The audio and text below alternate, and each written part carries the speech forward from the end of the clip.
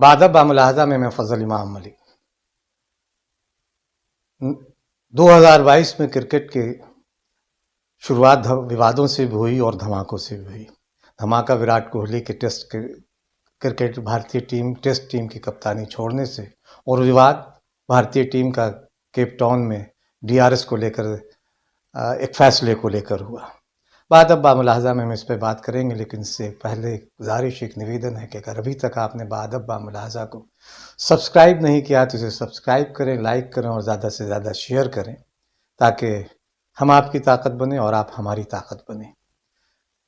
और bell icon दबाना ना भूलें ताकि हमारे किसी भी नए वीडियो की जानकारी आप तक फ़ौरन पहुँचे।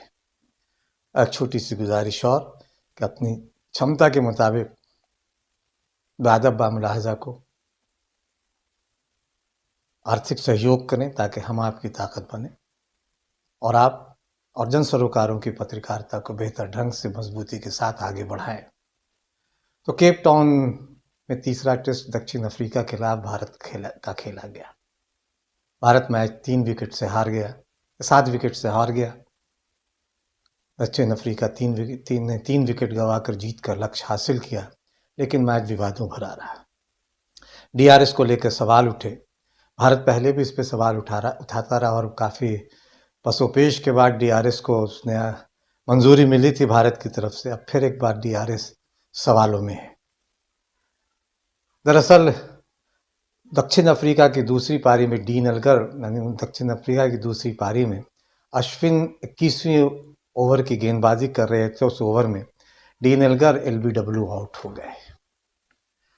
फील्ड एम्पायर ने उन्हें आउट दे दिया, करार दिया, और तब डीन एल्गर ने रिव्यू लिया और रिव्यू में डीआरएस जो तीसरे अंपायर थे उन्होंने इसे नॉट आउट करार दिया। जाहिर है कि इसके बाद भारतीय खेमे में मायूसी छाई।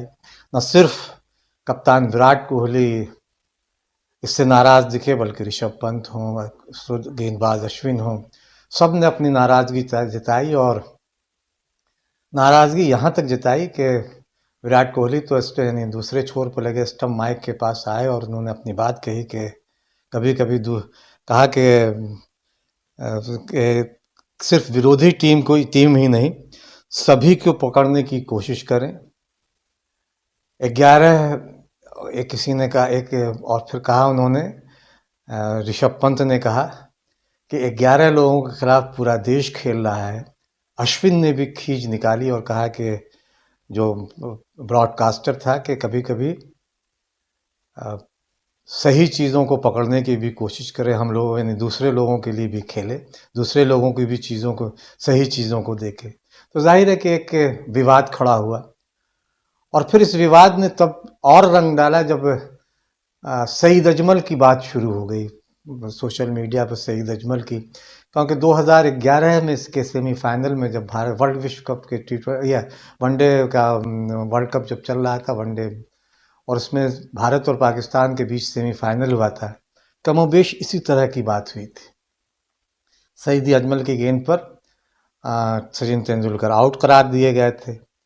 उन्होंने डीआरएस ली और डीआरएस ने सचिन तेंदुलकर को नॉट आउट दिया। इसकी खींच निकाली सईद अजमल ने भी, और तब टेक्नोलॉजी का कहा गया कि टेक्नोलॉजी पर भरोसा करना सीखिए। अब इसी बात को लेकर लोग मजाक उड़ा रहे हैं कि भाई सईद अजमल की याद आ गई, उस वक्त टेक्नोलॉजी की बात की गई, तो अब भी टेक्नोलॉजी पे बात की जानी चाहिए। किसी ने पाकिस्तान के पूर्व क्रिकेटर राशिद लतीफ़ ने भी इस पर टिप्पणी की। सईद अजमल ने कहा कि अब समझ में आ रहा, अब इसलिए कि अश्विन को बहुत तकलीफ़ हो रही होगी ये सब देखकर जो मुझे उस वक्त हुई थी। तो एक अलग तरह की बहस छिड़ गई है और जाहिर है कि बहस फिर डीआरएस को लेकर और भी छिड़ेगी, क्योंकि अगर इस तरह का मामला सामने आता है तो सवाल तो उठेंगे, चाहे वो सवाल विराट कोहली उठाए या कोई दूसरी तीसरी चौथी टीम का कप्तान उठाए। लेकिन अब डीआरएस के मामले में कई बार चीज़ें पक्ष में भी जाती हैं, कई बार चीज़ें पक्ष में नहीं भी जाती हैं। तो इसे किस तरह से हर टीम को इसे किस तरह से आत्मसात करना होगा, इस पर भी बहुत गंभीरता से सोचना होगा, क्योंकि ये चीज़ सिर्फ किसी एक टीम के लिए नहीं है। लेकिन तकनीक पर अगर कहीं कोई सवाल उठता है तो इस तकनीक को और बेहतर बनाने की भी ज़रूरत है। जाहिर है कि सईद अजमल 2011 में अगर गलत थे तो 2011 में विराट कोहली और अश्विन भी गलत थे। और अगर आज अश्विन सही हैं और विराट कोहली सही हैं तो उस वक्त सईद अजमल भी सही थे। इसलिए चीज़ों को उसी तरह से देखना चाहिए। एक फैसला मेरे लिए अगर सही हो सकता है तो दूसरे के लिए गलत कैसे हो सकता है, और जो फैसला दूसरे के लिए गलत हो सकता है तो मेरे लिए सही कैसे हो सकता है। इस पे तमाम क्रिकेट बोर्डों को भी ध्यान देना होगा और खिलाड़ियों को भी। लेकिन आईसीसी को तकनीक को लेकर और बेहतर बनाने पे जोर देना होगा ताकि किसी को किसी तरह की शिकायत ना हो, क्योंकि खेल होता है। खेल में अगर इस तरह की चीज़ें, इस तरह का विवाद हो तो खेल की सेहत के लिए बेहतर नहीं।